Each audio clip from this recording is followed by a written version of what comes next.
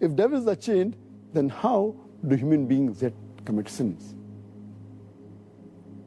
To make the people understand, we have to realize that when the devils are chained, it does not mean that the devils are slain. They have been killed. They're yet present, but they are chained. They're not killed. The power is yet there, but it is diminished.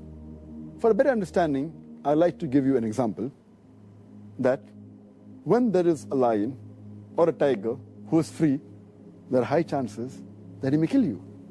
Your life is in danger. But the moment that tiger or that lion is chained, you are safe. You are safe as long as you maintain a safe distance. After the tiger has been chained, if you come too close to him, there are chances yet you can be killed. So as long as you maintain that distance from the tiger who is chained, you are safe.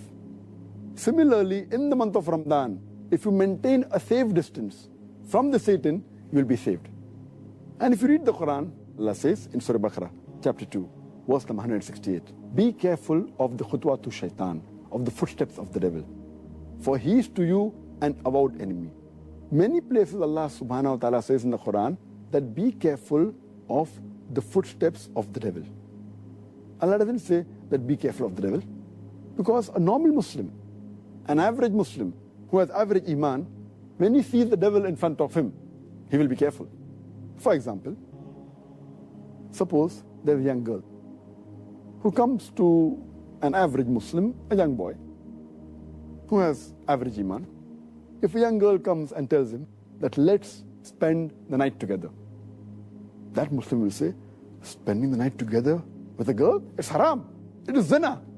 He will immediately object. But that same girl, if that girl phones that young boy and speaks to him on the phone, the boy will say, speaking to a girl on the phone, there is no problem. So he speaks to the girl for a few times on the phone for a few minutes. Later on the girl says, let's go and have some snacks in McDonald's on Kentucky Fried Chicken. Having snacks for a few minutes, for half an hour with a girl in McDonald's, no problem. So he goes and has snacks with the girl in McDonald's. Later on the girl says, why not have dinner in a restaurant? Having dinner with a girl in a restaurant for a couple of hours, no problem. Then the girl says, why not spend the night together? And then the boy says, spending the night together with a girl, no problem. So this is khutwatu shaitan, footsteps of the devil. This is not mentioned in the Quran, this is just my own example. So what Allah warns us is that be careful of the khutwatu shaitan, the footsteps of the devil.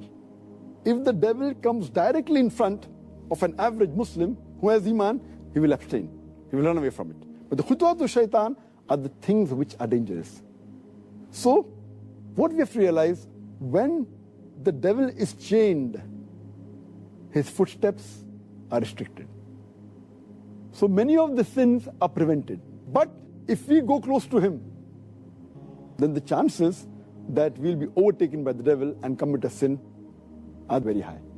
So what we have to be careful, that in Ramadan, if we keep the distance, then the chance of committing sin is less. But if we go close to the Satan, even though he's chained, like how a tiger can walk even after he's chained, same the devil. So this is my understanding.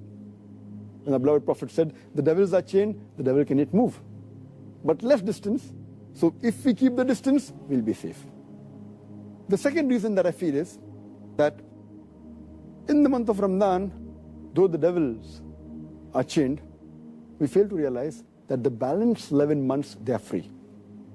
And the impact that the devil has on the human beings for these 11 months, it leaves those impact, that impression in the month of Ramadan. To give a better understanding, I always give the example that there are drug peddlers which try and get customers, the youngsters from the colleges, from the universities. So what they do initially, they give the drug free. And they entice the youngsters for having drugs. Later on, after some time, they charge a nominal amount for that drug. Later on, they charge an exorbitant amount. But by the time the youngster is already hooked on to the drug. So even if the drug dealer is not there, they will try and find where the drug dealer is. They will go out of the way to find him and get the drug. And many of them, even if the drug peddler, the drug dealer, is imprisoned by the law, they will go out of the way to find someone else. They may go in a chemist shop and buy mandrakes, whatever it is. They are so much hooked onto it. So these people who have become addicts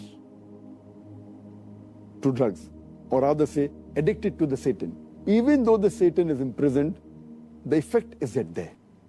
So in this way we understand, as a drug dealer, as a drug peddler, even after he goes, the drug addict gets accustomed to that drug. So we human beings, we are accustomed to the sin. And even though the Satan is imprisoned, we keep on committing these mistakes. But mainly those people who have become addicts fall in this category.